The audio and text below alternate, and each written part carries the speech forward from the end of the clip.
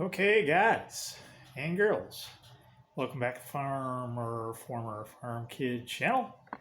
Today, uh, we're looking at leveling a black walnut crotch cut slab of wood. And if you want to see what a finished slab using Rubio monocoat looks like, check my other video out. I believe I titled it Final Rubio Monocoat something like that. And you can see what these look like finished out. So this video isn't going to be about the finishing and the epoxy, it's going to be about the leveling. When you get these slabs, they're really in, this kind of shape. This one has been air drying for about 2.5 years, which is about the best you can do. I mean, you can dry it longer, but not too many kilns that will accept something like this because it takes so long. And so pretty much they air dry. So you can expect a little movement after the final pass with the leveler here. And this is my leveler. It's on a jig, as you can see. And I set up an airstream with the fan, keeping all the dust blown away from me. And I always, if I can do it outside, I will put the fan on the up one side, so it's just taking all that dust away, because this thing generates dust like you wouldn't believe. So there are a lot of jigs out there to do work like this. And, I'm not going to tell the pluses and minuses about those things, but it does take a nice table.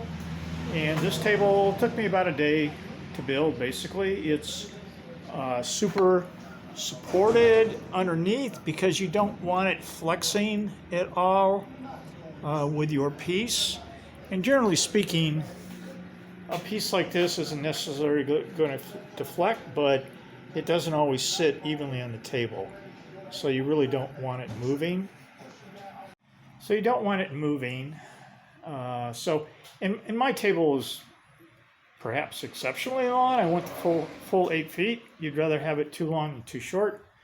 You do need extra width and length because here's the jig all the way to the side, and as you can see, there's about that much space that the router can't get to. So the wood needs to be moved out to match as far as it can go on both sides.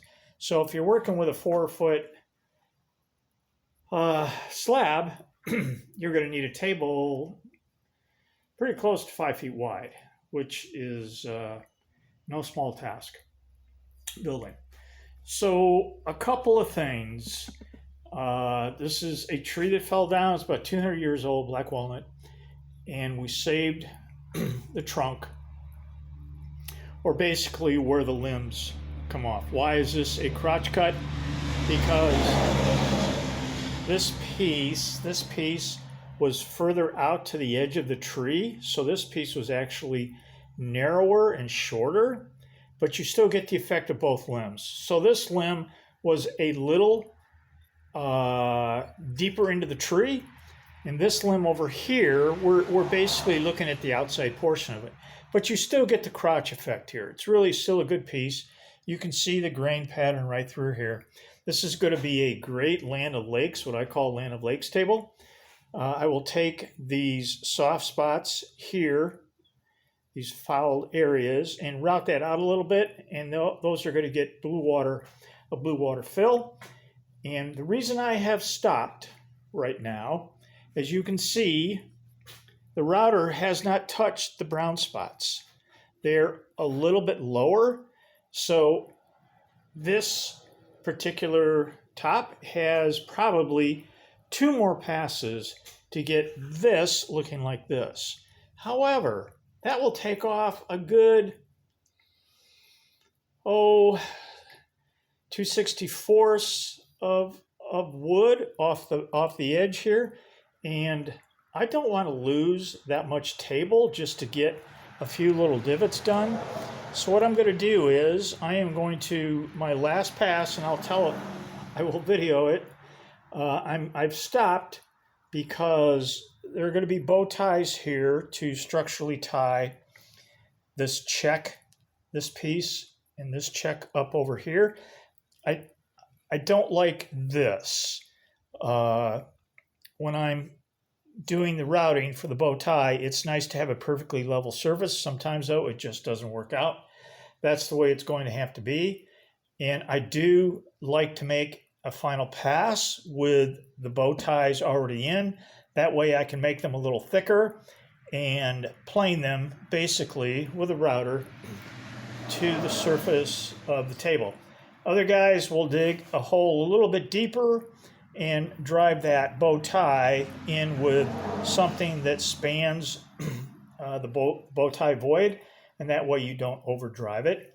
But ideally you want it flush with the top, and I've found that leaving it just a hair proud and using the router to level it off works pretty good. You do have to be careful, however, how you approach that bow tie. It's very easy to do tear out on the back side, so you always want to be going up bit into the turn on all your edges and go very, very slow. Take a very, very little bite. My last table, if you look at my other video, I used white oak for my bow ties. I like to emphasize them. On this one, I'm going to try something a little different. I'm going to try black walnut. I've got some, some scraps and stuff that I can make some bow ties from. So I'm going to try that. A couple things on taking your wood to a sawyer. Unfortunately, I made the biggest mistake by telling the sawyer I wanted them cut between 1.5 inches and 1 3/4 inches. That is too narrow. You need something a little bit wider, because these things really do have a tendency to warp and twist. Even if you sticker this with 3, 4, 5 stickers, you're still going to get some of that. And this piece had a lot of that.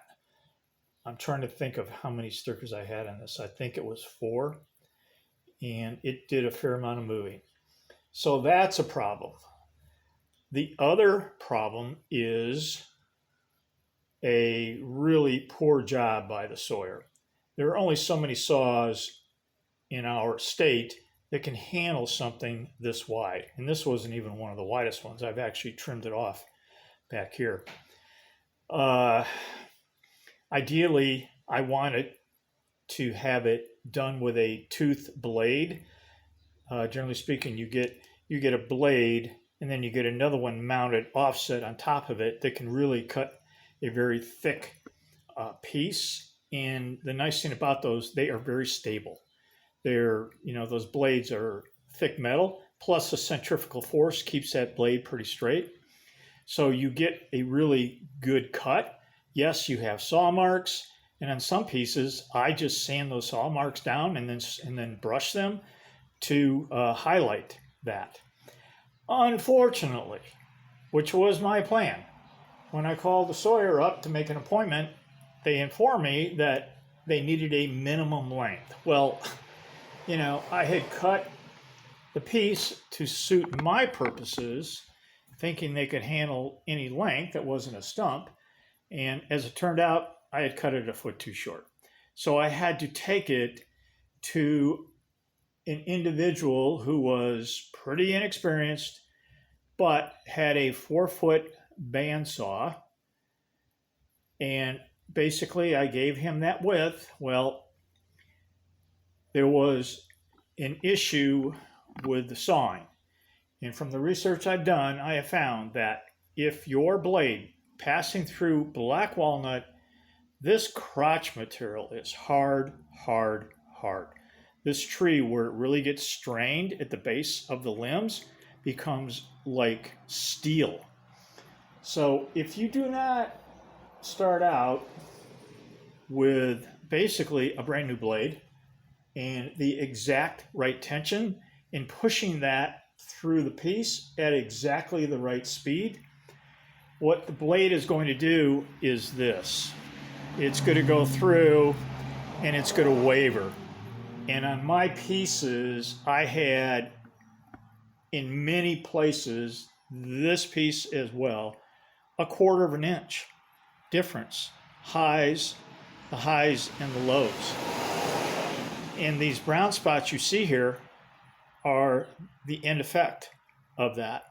Well, when your piece is really thick, you have enough wood, it's going to take you extra work, but you have enough wood that you can correct all that. And as you can see, I don't have all that much wood left.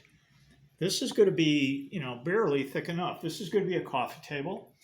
And, it is what it's going to be. It is what it is. So, that's basically mostly my fault. And unfortunately, it's the first black walnut I'd ever cut, so I couldn't really coach the sawyer. Had he ever done one for cutting slabs? I don't know. At that point, he was my only choice without having to drive 200 miles to another saw. So, unfortunately, about 1/4 to half of them were ruined. They were either too thin or they were too wavy that by the time you get the waviness out of there, you're left with maybe a 1/2 inch to 3/4 of an inch piece. And if you're making, boards or something like that, perhaps, but the whole point is to preserve the whole piece to get this crotch grain cut. Couple other things on the leveling procedure. Here's a couple things I have found out. Take small bites. And when I say that, I mean how much am I lowering the bit every time? And basically, this is rather an old router. I think it is 2 horsepower, but you can see what it is there. This router is at least 20 years old, and fortunately, this manufacturer made a base plate that fit this particular router because there's like thousands of these out there. This is one of the bigger, I'm going to say, privateer type routers, so they made a plate for it. That's really important. Very important to have the bearings tightened to the right tension. You want to be able to really move it effortlessly, basically, but still with a little drag. You don't just want it wandering all over you. You want it tracking basically straight across the wood. So little bites, and let's see, I was going 1/2 turn. And let's see, 1/2 turn, 1/64 to, that says 1 to 5, that's 4/64. Yeah, I was doing like 4/64 or 1/2 turn on this, and that worked out really well. Also, what you don't want to do is take a full, let's see if I can get this thing in here. Yeah, I can't really see the bit here. Here's my bit. What you want to do is only take 1/2 the width of the bit. So like any router bit, you want it to work going into the work like this. So from the shaft over whatever size bit here you got, and I think this one is 1.5 inches, I believe. They come bigger, and that's something else I would recommend that you do not get, because if your setup isn't perfect, here's what will happen, which happened to me on my tabletop. My piece was evidently pitched up a little bit from one end to the other, which I never caught. And what it did, it created, you can just see the router lines here, but there are no ridges. It created a ridge in the wood, like dozens of them, so many passes I made, of about 10 thousandths. And let me tell you, that took, on this piece, the piece is actually bigger than this, it's tabletop. It took me about an hour of starting with 80 grit to get those ridges out. This one here is cutting real well, real well. I have one little line in the whole piece here, and I'm not sure how that came about. I might have shoved it too fast right here. It's hard to say, but as you can see, that line does not extend to the outside. Here's something else really critical, is if this is my upside cutting, so the bit is going like this, I want that measuring support and the mechanical support on that upwind side. When I cut my table, I had this turned 180 degrees. So this leg was over here on the upwind side, on the upcut side. And I think what happened also, not only was this pitched wrong, but it was pulling as that blade cuts in, it has a tendency to pull. And I think that was throwing the alignment of the router slightly out. It might have all been the pitch of the table. It's hard to tell, but I went ahead and reversed it. So I started thinking about that. So you want your mechanical support on the upside of the bit. I think that gives the router itself its best strength, and anything else you can tighten up as well. I had never used this stop here until I started working on the slabs. I never had really used this either, besides just doing, major adjustments. And you want to make sure that you have your lever, whatever locking lever you have adjusted, you want to make sure that this one here can come out and it can change positions. You want to be able to put as much tension into that locking mechanism as well on this leg to keep this thing solid. If you find when you are passing through this work, and let me tell you, again, this stuff is like steel. This crotch material is as hard wood as I've ever cut. I haven't done any of this on white oak or anything like that. I got to imagine a yoke crotch on one of those trees is pretty nasty as well. But this is pretty bad too. If you find your machine is chattering, slow down the push. Slow down this way. Make sure you're not taking over half a bit width here and that you haven't overdone it on the cut.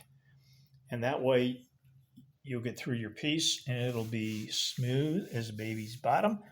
You can see the pass marks here, but there's no ridge. I cannot feel, there's nothing that catches my nail, and I cannot feel anything. So those will sand out with 150, which is what Rubio says to do. They recommend not going any finer than a 150 coat pass, a 150 grit pass, which is really nice. So basically that's it. The last portion will just be me doing my last pass. Hopefully my bow ties will be in. I'm not going to do any videos on that because there's a ton of them already on YouTube. But I'm going to put a bow tie here, and I'm going to put another one here. The bow tie on my table in my previous video, I actually ripped part of it out because I got careless and didn't have the upside of the bit running longitudinally to it. I let it pass to the outside, and that tore some of it out. And I might have been going too fast too. But I had white out bow ties. I'm going to do it with the black walnut, and we'll see what that looks like. So next segment on this will be last pass, so you'll get a chance to see what it looks like with the router going back over it. And by the way, I'm going to have to move this, so I have marked my stops and on my side exactly where this piece is. That way, as long as I don't go messing with this as far as the depth goes, I will be able to go right back onto this piece, going down my one last half turn, and then putting those bow ties, making them nice level to the top.